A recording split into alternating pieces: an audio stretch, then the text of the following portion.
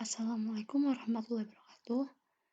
Baik, untuk teori berikutnya kita akan belajar mengenai Decision Support System atau DSS.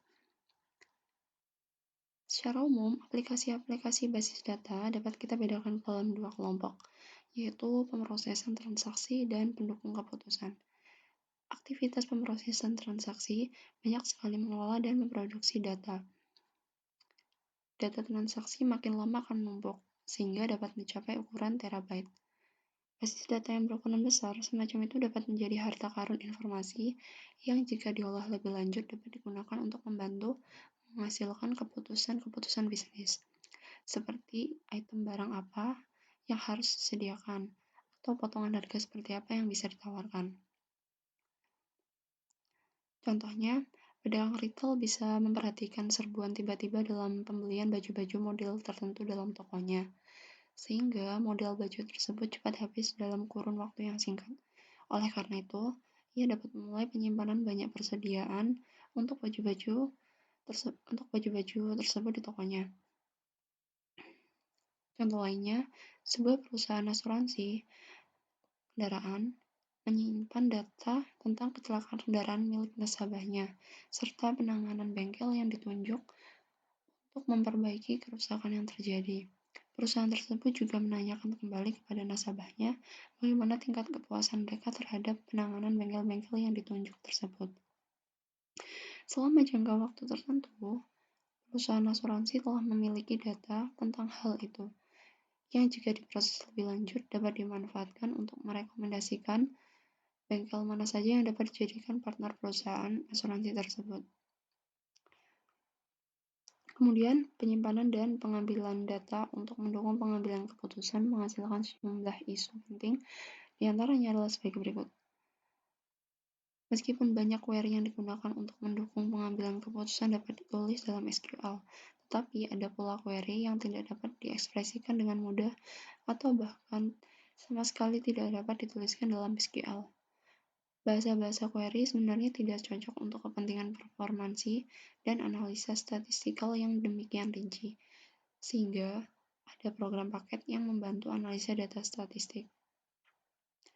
Kemudian, data yang demikian banyak dapat memberi makna tertentu bagi pemiliknya. Untuk keperluan itu, teknik-teknik pencarian makna yang dibangun komunitas intelijensia buatan artificial intelligence berusaha menemukan secara otomatis aturan-aturan statistik dan pola-pola data. Penggalian data juga acap kali digunakan untuk mengombinasikan gagasan tentang penemuan knowledge tersebut dengan teknik-teknik implementasi yang efisien yang memungkinkan mereka digunakan pada basis data yang sangat besar. View dan Decision Support. View biasanya digunakan secara luas dalam aplikasi Decision Support. Kelompok analis yang berbeda dalam suatu organisasi biasanya berhubungan dengan aspek bisnis yang berbeda, dan akan lebih memudahkan untuk mendefinisikan view yang memberi tiap grup wawasan detail bisnis yang sesuai.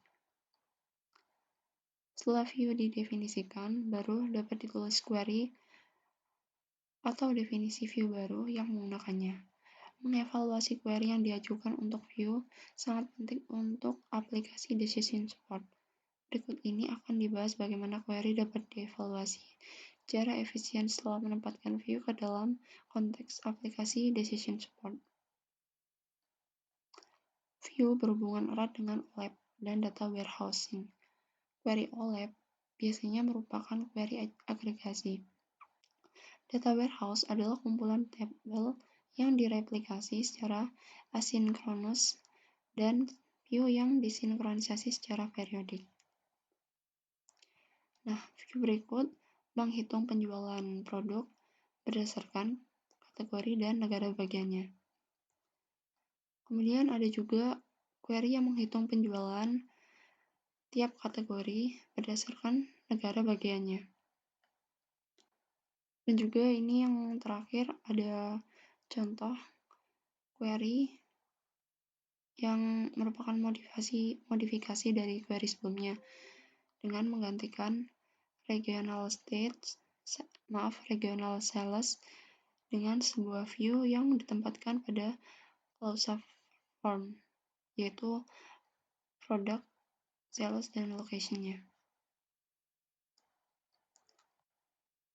Baik, sekian untuk penjelasan mengenai DSS.